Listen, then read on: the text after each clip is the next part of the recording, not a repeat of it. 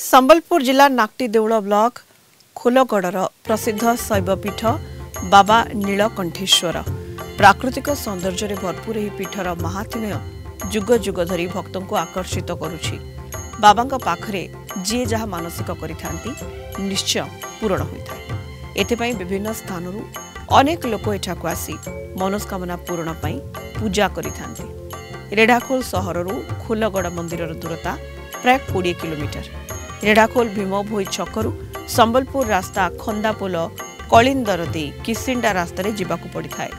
प्रभु नीलकंठेश्वर जन्म वृत्तांत अत्यंत रहस्यमय आउ तांकर नाम सेतेबेलर राजांक नाम अनुसारे रहिछि।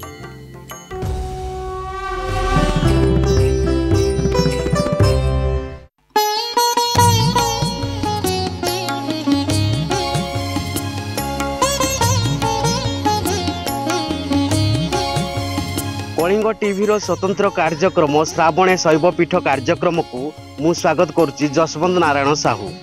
आसंतु एही कार्यक्रम माध्यम देखिबा रेढ़ाखोल उपखंडर नाक्टीदेउल ब्लॉक रे थिबा खोलगढ़ सर्वपुरातन शैवपीठ बाबा नीलकंठेश्वर मंदिर।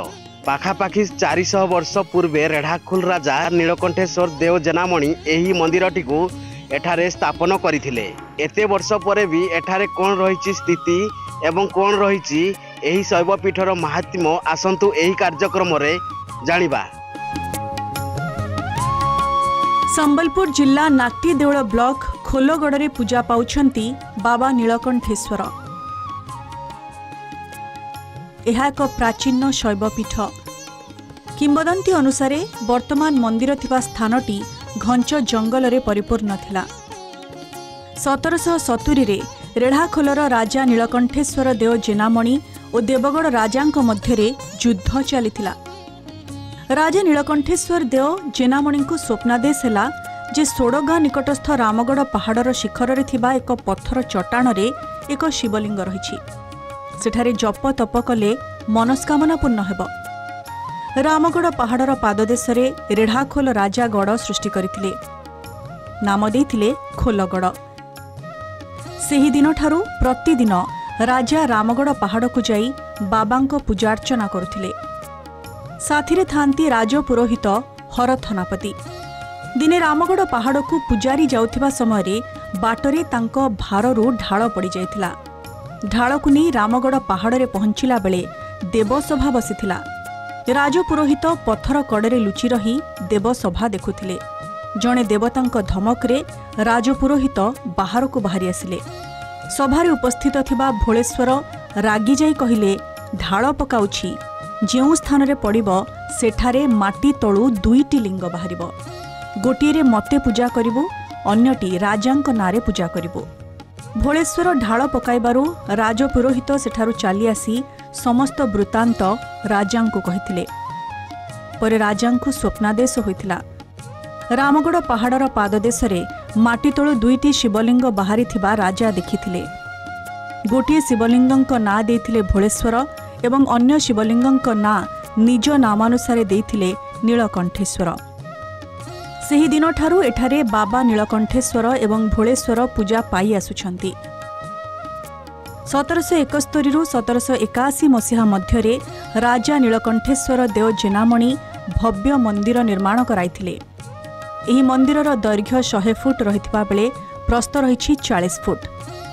एही मंदिरर मुख्य पूजा हेउछि जागर यात्रा, पणा संक्रांति, श्रावणर प्रत्येक सोमवार।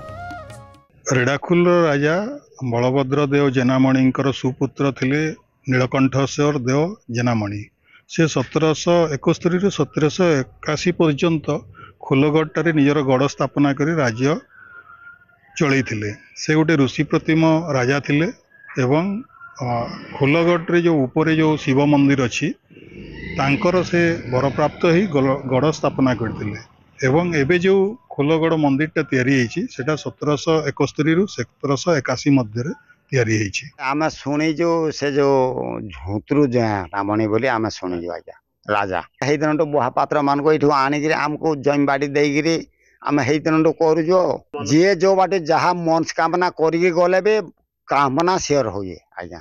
श्रावण मास रे हमर बोलबम बहुत किछ आसा दंड 2 पार्टी दंड उठुची वैशाख ज्येष्ठ मासरे दंड 2 पार्टी उठुची आ लोक भी बहुत किछि हो गोटे गोटे पार्टी रे 200 150 लोक सब आसन जुड़े मेरू है इने पणा भी ठीक आसे है मकर संक्रांति भी चली प्रतिकर दौड़ एटा भल दौड़ जोड़ा माँ को गुहारी करू एटा सब लगे ये मेरू हो शिवरात्रि हो खंड मंडल लोक आउती श्रावण मासरे बेसी आउती माघ मासरे आउती बैशाख मासरे भी आउती कार्तिक मासरे भी आउती 244 वर्ष धरी बाबा नीलकंठेश्वर मंदिर अक्षुर्ण रही प्रत्युषरे मंदिरर पहड़ खोली थाए संध्या परे परे पहड़ पड़ी थाए बाबांको पाखरे जी जहा मानसिक करिथांती निश्चय पूरा होइथाए एथिपाई विभिन्न स्थानरू अनेक लोक एठाकु आसी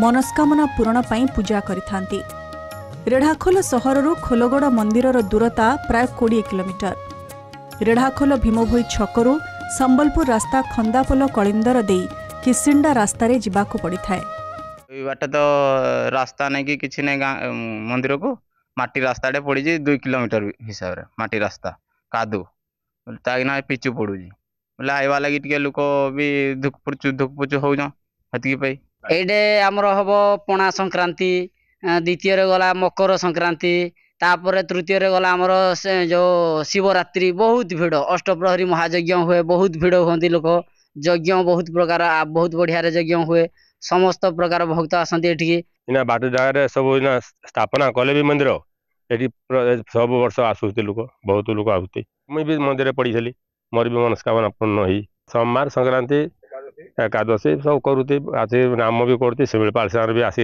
वर्ष को थरे भी नाम करी जाउते आमे देखुथिले खोलगढ़ सर्वपुरातन शैव पीठ बाबा नीलकंठेश्वर मंदिर केउ भली भाबे निजर ऐतिह्य परंपरा को जाबुड़ी जुग जुग धरी छिड़ा होई रहिसंती एही स्थान रे एबे भक्तों मानकर विश्वास सेमानक भक्ति आगकू नहीं थिबा बेले बाकी रही किछि सरकार को नजर देखा जाऊ सरकार एही स्थान रे केभे नजर पकाउछंती रेढ़ाखुरु जसवंत नारायण साहू कलिंग टीवी।